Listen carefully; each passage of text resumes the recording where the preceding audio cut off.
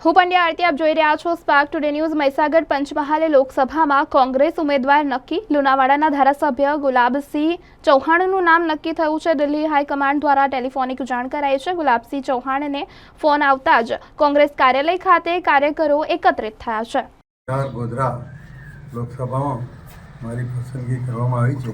એમાં પ્રથમ રાષ્ટ્રીય અધ્યક્ષ શ્રી અને રાવલજી તેમજ સોનિયા ગાંધીજી, પ્રદેશમાંથી શક્તિસિંહજી ગોહિલ, અમિત ચાવડા સાહેબ, ભરતસિંહજી તેમજ અન્ય મુખ્ય કાર્યકરો તેમજ પંચમહાલ જિલ્લાના અમારા કોંગ્રેસના કાર્યકર મિત્રો અને મતદાર ભાઈઓનો પ્રથમ તો હું આભાર માનું છું।